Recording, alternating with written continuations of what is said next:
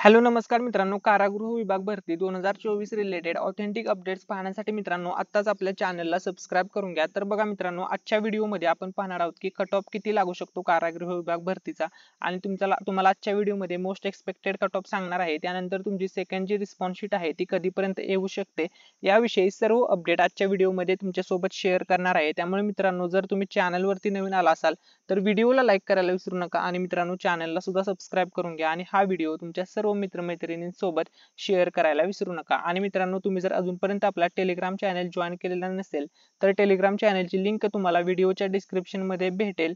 Telegram चॅनलवरती मित्रांनो आपण युट्यूबच्याही अगोदर सर्व अपडेट शेअर करत असतो, त्यामुळे टेलिग्राम चॅनल नक्की जॉईन करा।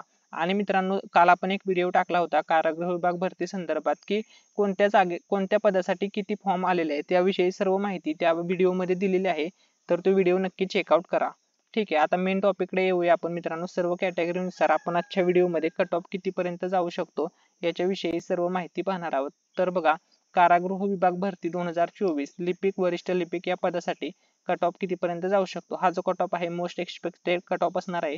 तर मेलचा जो कट ऑफ आहे मित्रांनो तो बघा, एसटी कॅटेगरीचा 160 पर्यंत जाऊ शकतो मेलचा कट ऑफ। फिमेलचा कट ऑफ एसटी कॅटेगरीचा 150 पर्यंत जाऊ शकतो। त्यानंतर नेक्स्ट आहे मित्रांनो, नेक्स्ट कॅटेगरी आहे एससी कॅटेगरी। एससी कॅटेगरीचा मेलचा जो कट ऑफ आहे मित्रांनो तो 162 पर्यंत जाऊ शकतो आणि फिमेलचा जो कट ऑफ आहे तो 152 पर्यंत जाऊ शकतो।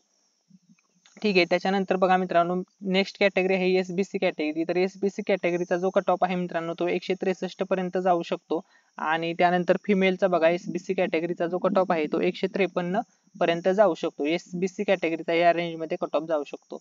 त्याच्यानंतर नेक्स्ट कॅटेगरी आहे एनटी कॅटेगरी। एनटी कॅटेगरीचा मेलचा कट ऑफ हा 164 पर्यंत जाऊ शकतो आणि फिमेलचा कट ऑफ हा 154 या रेंज मध्ये लागू शकतोय।